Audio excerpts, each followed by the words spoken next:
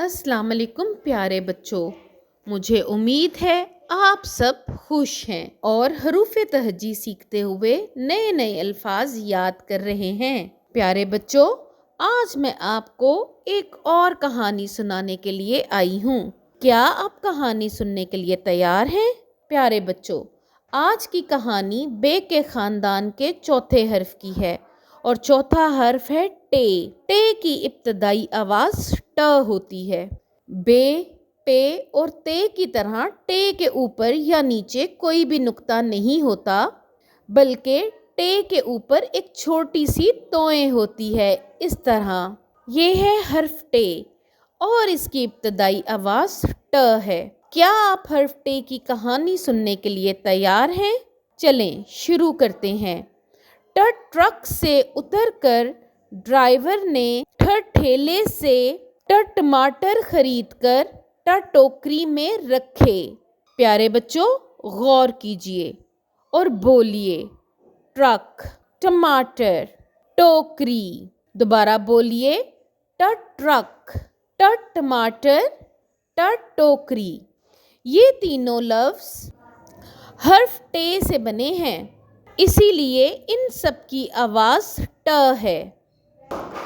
प्यारे बच्चों, क्या आप अपने इर्द गिर्द से कोई और ऐसा लफ्ज़ बता सकते हैं जिसकी इब्तदाई आवाज़ ट हो? प्यारे बच्चों, टोपी की इब्तदाई आवाज़ भी ट होती है। इसी तरह टैंक की इब्तदाई आवाज़ भी ट होती है। प्यारे बच्चों, कहानी एक दफ़ा दोबारा सुने। ट ट्रक से उतरकर ड्राइवर ने ठ ठेले से ट टमाटर खरीदकर ट टोकरी में रखे। इस कहानी में एक और नया लफ्ज़ भी है, वो है ठेला। ठेला की इब्तदाई आवाज़ ट की बजाय ठ है। प्यारे बच्चों, याद रखें, जब भी हर्फ टे दो चश्मी हर्फ हे से मिलता है तो ये अपनी भारी आवाज़ देता है, जो है ठ। इसीलिए हर्फ टे की भारी आवाज़ है ठ। ठ ठेला। इसी तरह थोड़ी भी ठ की आवाज़ देती है, ठ थोड़ी। ठीक है प्यारे बच्चों? प्यारे बच्चों, याद रखें, हर्फ टे भी बे के ख़ानदान के बाकी हरूफ बे, पे और ते की तरह एक फर्शी हर्फ है, क्योंकि ये भी लाइन के ऊपर लिखा जाता है, लेकिन इसके ऊपर या नीचे कहीं भी नुक्ते नहीं होते, बल्कि उसकी जगह पर एक छोटी सी तोएं होती है।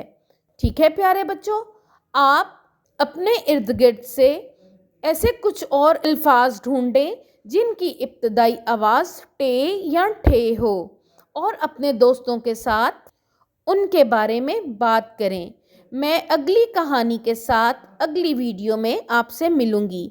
तब तक के लिए आप इन्हीं हरूफ की दोहराई करते रहें और अपनी पढ़ाई को इसी तरह जारी रखें। अपना ख्याल रखें। अल्लाह हाफ़िज़।